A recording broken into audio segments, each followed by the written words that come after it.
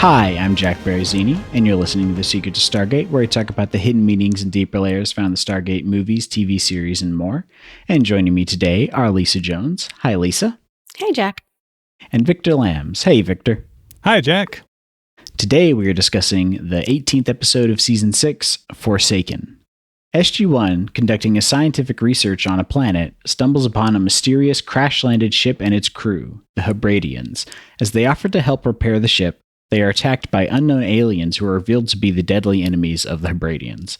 Back at Stargate Command, they learn that the ship is possibly a prison transport vessel, and tension escalates as Carter discovers the truth about the ship's captain, Aiden Corso. Meanwhile, Jonas becomes involved in a hostage situation when the prisoners try to escape through the Stargate, but he cleverly redirects them to a different address, leading to their capture.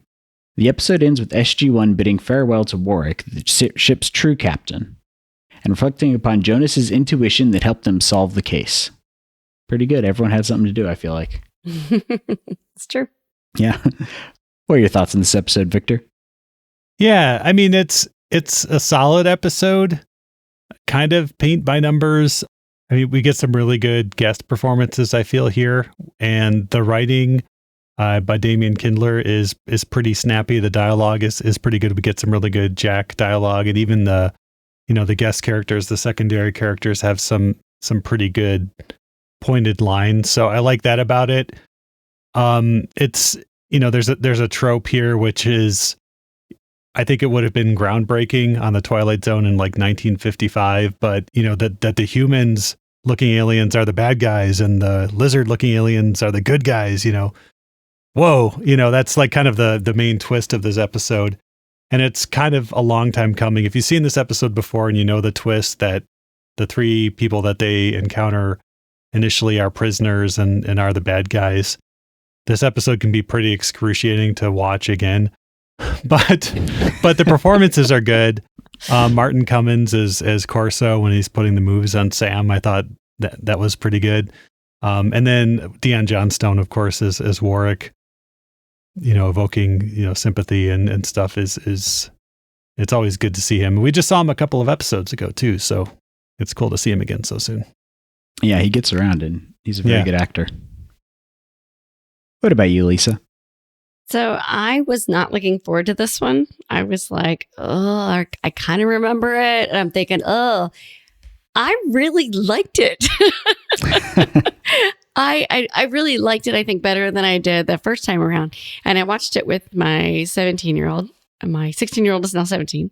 And she's never seen it. And she really liked it. And she did not see any of it coming.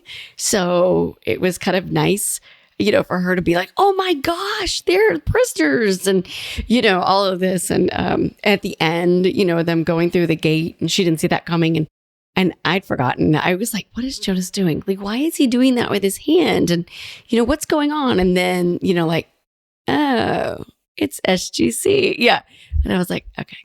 I fell for it. I liked it. I think that the guest actors they just did really, really well. What is his name? Aiden, the one we think is the commander and whatever.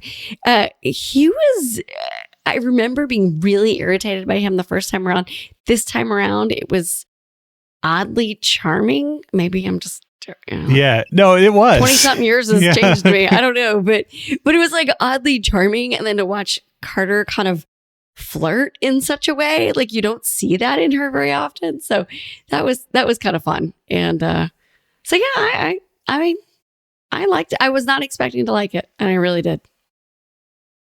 I think this is an episode that really gets carried by the performances because all the performances are really good and really solid. And looking at it from the point of view of character interactions, I really liked it. I did see the twist coming from the point that the other aliens started attacking them, and you notice they have the same weapons as the humans. You're like, oh, this is obviously what's going on. And I feel like what would have been fun is if they'd done a double twist where there was something going on with the actual crew. Like, yes, they're prisoners, and these are this Warwick and his crew are the real crew of the ship, but they're evil, and this is basically like taking them to like a human concentration camp, or like you could have done like a double twist on it, but that's that would have also been kind of cool. Yeah. a lot to stick into a 45-minute episode. But I feel like they could have like done a twist upon a twist and subverted that whole trope. But I understand why they didn't, because that would be hard to do, because you do get it where they put together what's actually going on and that the crew are lying to them and that this guy's the actual captain. But at no point do they ever say, but why are they prisoners? Like, are they, do they actually deserve to be prisoners? And the show conveys that to you by showing how unscrupulous they all are with stealing things and manipulating characters and just shooting people. But the SG-1 or Hammond never ask, okay, why are they captured? But if Daniel Jackson was there, he would have been. Maybe that's why I liked it, because we didn't have him going, but wait a minute, what's the morality? Just because they're the prisoners doesn't mean they're really the bad guys. And, but they have rights. And, you didn't have that character this time kind of sticking their foot into that. Yeah. Instead, because Jack is rightfully, suspicious and on guard with them. And if Daniel was here, he'd be like, why are you so mean? Why can't you just trust them? Why do Yeah. So it's like I didn't miss it. I'm just saying that's the usual interaction we would get. And so instead we get Jonas like making out in his lab with the woman, like, you're not really sure. He plays clueless well. So you're like, does he know something's up, or? Yeah, it's very much a stretch. So nothing in the plot hinges on it, and it's probably just something that they put in there for like boat geeks. But like Jonas has a book open, and there's a picture of a like a 18th century sailing ship, the Cerberus with a C, and the name of this craft spaceship is Cerberus with an S. And he's like, and they don't pay it off until the end. He's like, well, that ship from the 1700s was a prison transport, and this ship from a group of people that split off from Earth 1,000 years before 1700 was also called. That part didn't really work for me, although I do appreciate how smart Jonas is in this episode. He's like, let me just leave all these like golden chalices and stuff out here. And when Renard comes in, she's like drooling over it, like, like she, I don't know, just saw a bunch of hamburgers or something, but I don't know. But see, I think that scene at the end about the ships is just, it calls back to the earlier episodes of the season where he was like, explain, like, he knew everything. Yeah. He's just a know-it-all. Yeah. And then Jack gives him that look like, I think he said, what did he say? Like incredible or something. And then he said, oh, well, I never trusted a girl kissed on the first date. Yeah. Or I've always been suspicious of a girl that kisses on her first date. And so that's what I liked, that the way they played Jonas, you weren't really sure. You're like, is he clueless? Does he know what's going on? Does he not know what's going on? So that was nice. Yeah, he does well with that. And I liked how she thought that she was pulling one over on him, but he was actually doing that to her and just playing along with her scheme. That was nice to see. He was totally Kaiser Sozeing her. Yep. Yeah. And I do, they kind of do poke fun at Jonas being obsessed with the name and feeling like it's got to mean something that they have the same name. And at the end, Teal'c is just like, the meaning of the name hasn't changed, which I'm not sure if that was like poking fun at Jonas being obsessed with the name and not really meaning anything, because Cerberus is the dog that guards the gates to Hades and in mythology, and that doesn't directly translate to therefore we should name it after a prison, like name a prison ship after it. Like there's not a direct line to that. Mm-hmm. So I don't also really we're know. Celts, not Romans. I don't know, but fair enough. Yeah. Well, it depends on at what point the Hebrideans were taken, because if it was after the Romans took over the British Isles, then you would have some cultural crossover. But again, we don't really know. But I did like the explanation too, where, Jack, it starts with Jack finds a picture of a human female, on the ground, and is like, have humans ever been here? And then we have the two species. We have the humans who are at the crash site, and then the like lizard people who are fighting them. And then we see like a video of the ship's warden, I guess, and he's a human. So you're thinking like, whoa, like humans and aliens. And then at the end, it's paid off where it's like, oh yeah, that's the lizard person says like, hey, I should say his name is Warwick. Says, hey, that is my wife that you have a picture of there, sir. And so you're like, oh, this is a very well integrated society of lizard people and human people. And we do see the Hebrideans again later, so we get a little bit more insight into their society. So it's interesting from that sociological perspective. Yeah. And the human SG-1 initially just assumed that because they were human and they were whatever, that they weren't from the same planet. They bought into that so eagerly. Yeah. And I thought that was really interesting that no, they are, I mean, I don't know. I don't know if they intentionally wanted to say something about society and culture and bias and all this stuff, but they were. And like you said, that the non-humans were actually the good people, the humans were the bad people.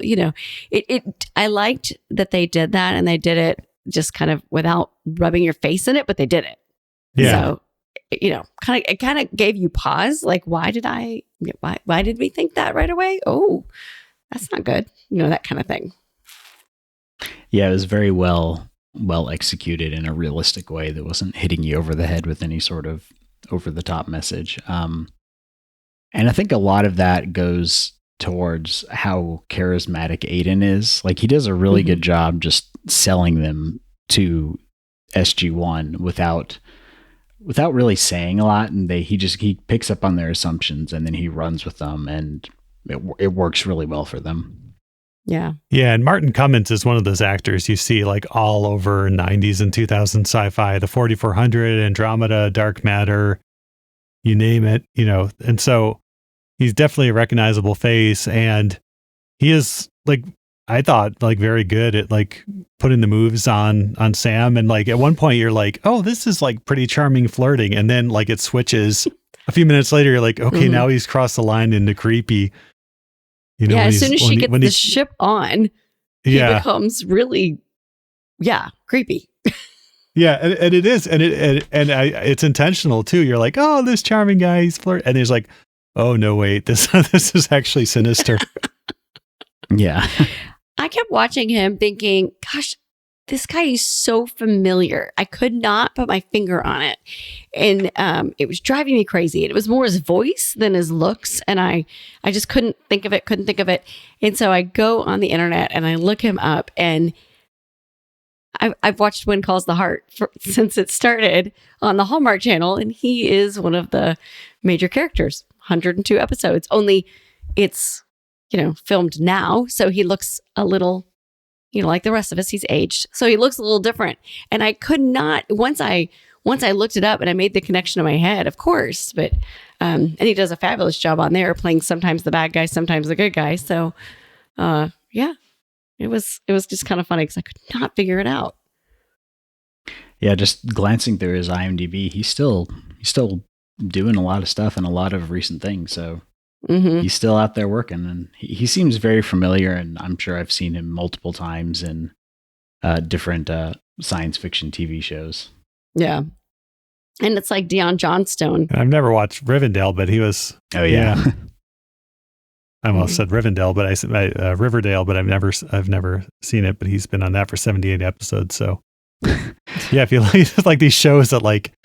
Oh yeah, that actor, like I saw him. I wonder what he's up to now. And then you like look him up and he's like, yeah, he's been 300 episodes on this one show that you've never heard of. And you're like, oh, I guess he has been working all this time.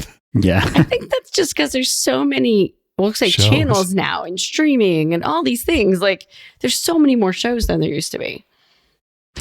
I'm very consistently getting shows recommended to me by people, and I've never heard of it, and I'll go look it up, and it'll be some TV show that's been on, and it has like 8 seasons, and like I've never heard of this show. Like, yes, I guess people are watching them, but yeah, or they recommend it to you after like season 2, and you're like, yeah, I'll get around to that, and then like 2 seasons go by, and then it's like, that's like they completely ruined the show. You're like, well, I'm glad I never like started watching that. Mm-hmm. Yeah. Mm-hmm.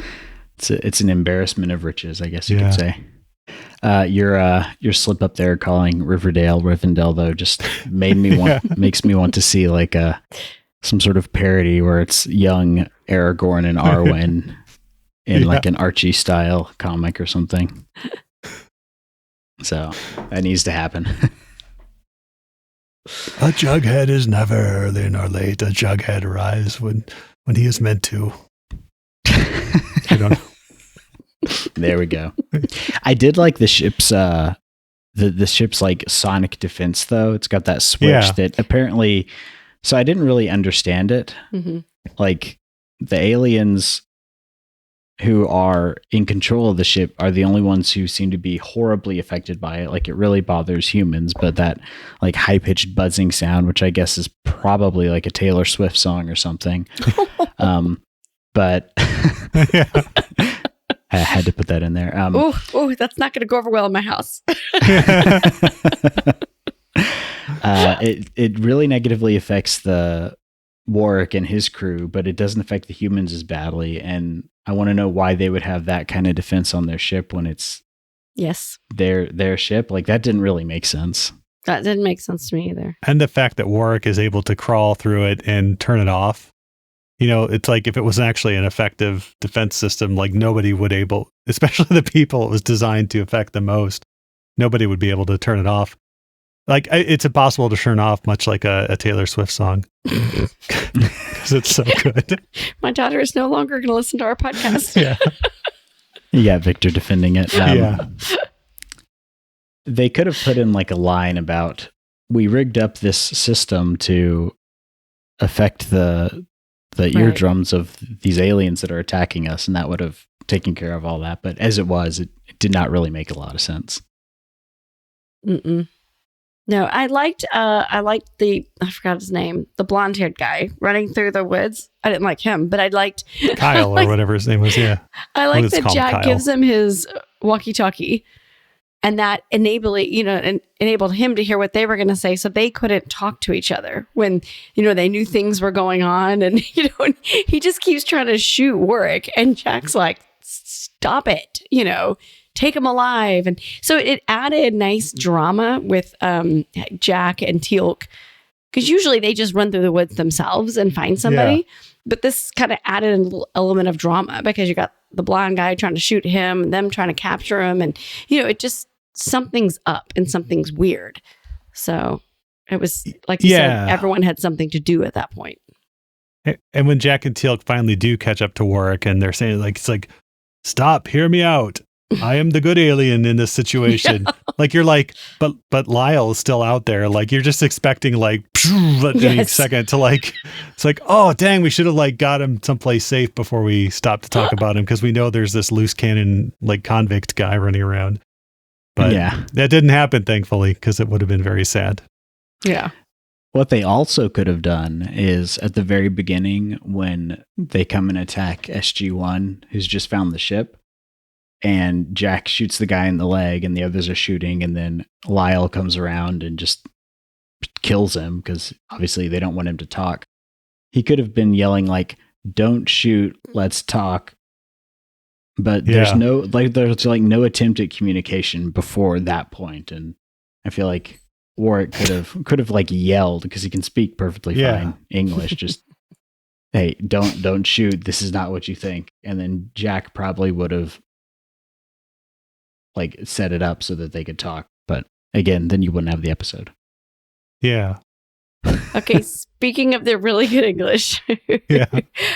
I was cracking up that they knew I forgot the woman's name, Tanis Renard. She and Aiden, I mean, they understood all of the slang. Like he and Carter are flirting and doing all of this. And the only word he didn't understand was souffle. I mean, they're able to do all of this back and forth and repartee. And, and it was just kind of funny, because we had just commented on that. Like, wow, that's some really good, American English there, Yeah. And then she says, I can whip up a souffle. And he's like, oh, what's that? So he's like, whoa, this is moving way too fast for me or something. Yeah. Exactly. It's because they're of Scottish descent. They don't know French cuisine. Yeah. If she'd said, I can whip up a haggis, then he would have been like, all right. Yeah. I mean, we kind of hand wave away language entirely in Stargate, but it was like they were throwing a lot of like the banter relies on idioms and stuff that most of which are, within the last 50 years of English that no alien civilization that broke off 1,000 years ago would know about. Yeah. But and then they get hung up on like Souffle. Context clues people. It's a food. Well, it was funny because you're right. Usually it's just we don't care too much. They all speak English, but this one was a little more bantery. I mean, they ignored that a little more than usual. So not that I didn't enjoy it. I enjoyed it. It kind of made me crack up. Yeah, you got to not think about the whole, they wouldn't speak the same language at all, but Stargate's ignored that from the beginning, which I'm okay with. Well, yeah, otherwise you'd have 6 seasons of, what is that? This is a... Or they've started putting out on the Star Trek YouTube channel these little videos called Very Short Treks, and there's one where it's called To Skin a Cat, and it's basically Captain Kirk says something about how there's more than one way to skin a cat, and there's a cat alien on the ship who gets offended, and then he says, we've got bigger fish to fry, and there's a fish alien on the ship, and it just escalates until like every idiom he uses, he offends somebody. So it's pretty funny. I'll have to check that out. But yeah, and I feel bad for Warwick. All his friends are dead. I hope he gets to see his wife again. He's been there for like 2 years, so I'm rooting for Warwick. Yeah, he does. I don't know if we see him again, right? I mean, in Space again. Race. So yep, Space Race. Yeah, which is the best episode title I think in all of Stargate, in my opinion. But one thing that wasn't clear to me, it's like you see these people, they're crashed on they're fairly well groomed and stuff, and they've been they're well fed too, and you're like, oh, well, they've been crashed probably for a couple weeks now. Mm-hmm. And then later on the episode, it's like, for 3 years we've been fighting them. And you're like, really? 3 years? Like you've been fighting actively and like you're still alive at this point? And your clothes aren't torn up or... Yeah, and not dirty or befouled in any way. So that part wasn't really, they didn't need to make it 3 years. They could have crashed, 6 weeks ago or something, and it still would have been believable from the episode's perspective. Mm-hmm. Maybe years are different on... Oh, that's right. Whatever planet they're from. Ah. It is 20 of your Earth hours. Yes. You start using what's the time, the word for year they use in the old Battlestar Galactica, Yaren? Oh, no. Remember. Yaren. Yeah, Yaren. For some reason. Okay, I looked up Space Race is season 7, Yeah. episode 8. So we It's a fun are episode. less than a year. I mean, less than a season. Yeah. So I'm getting to see work again. Is it what it sounds like? Is it a race in space? Exactly. It is. Yeah. That's awesome. It's kind of like the Voyager episode where That's what I was thinking of. Yeah. They're very similar. Yeah. Yeah. Except this one has more like corporate espionage in it. So it's like what's that movie about the Formula One racing? Oh. Anyways, Yeah. slipped my tongue, but that kind of thing. Awesome. Yeah. And I feel bad for Jonas. I feel like this is the second episode that we've gotten recently where like an attractive woman is into him and it doesn't work out or she turns out to be evil. So Yeah, I did make a note about that. Like we have a woman in sick bay and then in walks Jonas. It's like we saw that with Ice Lady, from Frozen. And it's like, if we have a lady to talk to, you just send in Jonas with the charm offensive and Yep. And it works. yeah, it does. worked. Yeah. yeah. My question was, where was the nurse that he Yeah, I was was gonna hitting say. on Yeah. or I guess wanted that to hit didn't go on, anywhere. right? Yeah. Because she works in sick bay, we're assuming. So where is she in all this? That would have been interesting. Guess he didn't get sick. Yeah, it's a good thing Aiden didn't become a Carter boyfriend because we know how that ends. Yeah. He was towing the line. So I guess he still could. I mean, It's time. he's not dead. True. Might he's be just locked on up ice. Yeah. wherever they put those aliens they bring back to the US. I mean, to Earth. Yep. And I think he winds up in stasis, right, on the ship, and then the ship right. flies away. Yeah. They're like, That's we're right. gonna like put them in stasis, and Yeah. I can't believe that they're the worst of Hebridean society, but I mean, Well, we don't know what they did. that's true. They downloaded a car. Yeah, they downloaded a car. They stole a golden chalice or something. I don't know. We when we were watching this, and my daughter says, "Is there anything that Carter can't do? Like, you know, she's an astrophysicist, she's a soldier, and she's a mechanic." And it was funny because it was right before the character Aiden said that, and he said the almost exact same thing she was thinking. She was just like, and I said, "Well, hey, at least it's the woman that's like so amazing and can do everything, right?" And she was just like, "Okay, but I don't know about this." And then he calls her out. Yeah. Like, and then Carter's like, "Well, fortunately, I'm smarter than your average human." Right. Yeah. He didn't say it that way. But. And she can make a mean souffle. Yeah. Hey. I think we do eventually see Carter cook, right? Oh, I can't remember. I know next episode we get to see Jonas cook. So. That's right. It's the Proby. Yeah. So. Oh, and then the other thing I really liked was the banter at the very, very beginning with the telescope. Yeah. Because we all know, I mean, that Jack knows something about telescopes. But episode 1, he's looking through a telescope, right? I think, or like in the movie, or Colette. Yeah, in the movie. Yeah. And several times we find out that he is really into, but he seems to have forgotten it. He's like, "How you turn on?" Or yeah. But I think that's just, and we on the wiki they mentioned that Richard Dean Anderson started playing Jack a little dumber just for comedic effect, which, I mean, it we see this people who play dumb just to build trust with other people and stuff too, and I don't know if it's some of that, but it's also funnier. I think the lines like the Jack quips and the Teal'cisms, while there weren't any true standout gems, they were very good. I think just the banter, even between Lyle and Jack and Teal'c and stuff went out pretty well. I was gonna say, when he says, "I like gas as much as the next guy," if you go back and watch Amanda Tapping's face when he says that, because I'm betting that was an ad lib, like that was him just saying that because she just cracked up. She had this look on her face, like it had to have been a real moment. Yeah, her laugh there was genuine. Yeah, I could tell, because she's laughing as she says her next line. Yeah. I love that. I love that, they evidently have such a good relationship on the set that they could, do those kinds of things. Mm-hmm. It's good that they allow the actors the freedom to play around with that stuff, because it just makes everything feel more genuine. Mm-hmm. And I think probably Richard Dean Anderson probably had the most leash when it came to that, I would imagine. Probably so.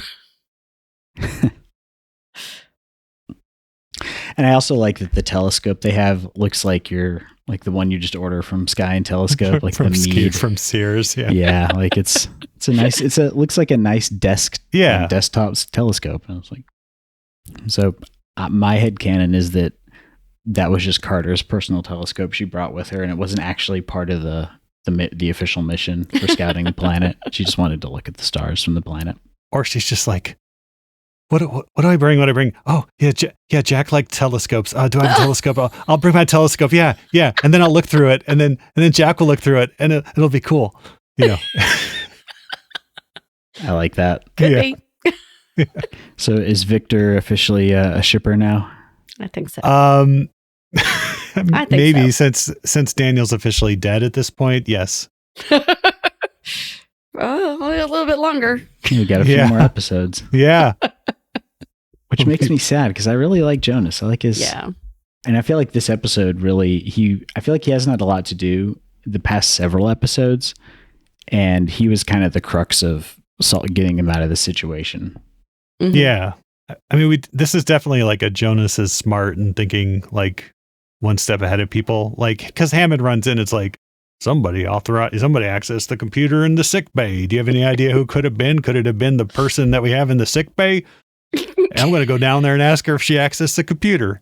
And Jonas is like, well, actually, let's be a little bit more nuanced than that. And so plants Earth's address in the computer, has like all the like the crown jewels on his desk, the Party City, the party decorations, Mardi Gras beads, and turns it's like, that's really good jewels there. I could really use some of that stuff. And so he's like, well, I'm going to leave. I'll leave my computer on so you can see the gate address that we have here. And so then when she escapes to this, and that was cool too, is like the space faring civilization didn't know about the Stargate. And so they're at the beginning, they're kind of like saying, did you come in a ship? And Jack doesn't want to share information. And then Teal'c eventually shares information. And then once the prisoners realize that the Stargate can take them to, worlds with riches unforetold, they're definitely on board. But you know what they say, Gator's going to gate, and I'm just going to shake it off.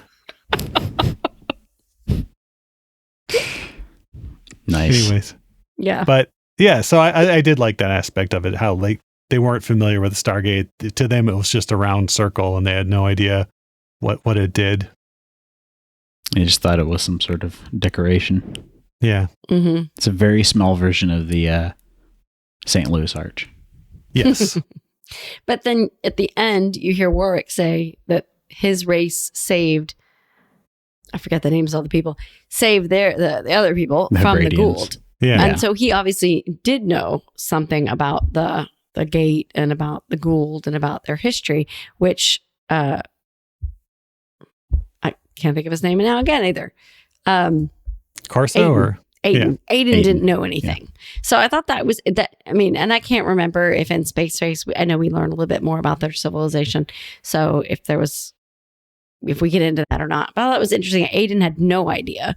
And Warwick's like, yeah, my people, we came here and gave them technology and saved them. And I almost wanted to like, so your race gave them technology. And I'm like, that's something that nobody wants to do with Earth. So like, how'd that work out for you?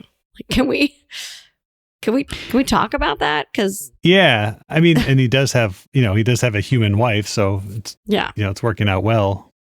No, I just meant because nobody wants to give Earth. Oh yeah, technology because they're afraid we're gonna like fight each other, that kind of thing. And yeah, it's not really clear based on what Warwick says and the fact that the ship had human crew, not just the alien crew. It would seem that their society is pretty well integrated and like across the board between both species. But I guess you could also headcanon it as they know about the Stargate, but it's not a piece of technology they can utilize. And so these three criminals who are not astrophysicists or scientists, like that might be like something you can look up and know about in their society, but because it's not utilized, not everyone knows about it. So they just don't know what it is because they're not that smart. That's not their area of learning.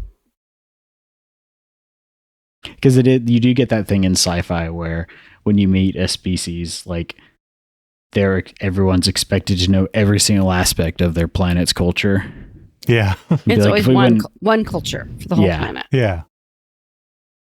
It'd be like if you brought something to me from like China or India or Norway or like some culture that I'm not really that familiar with. Be like, what is this? I'm like, I have no idea. But in a science fiction show, I would know because I'm from Earth.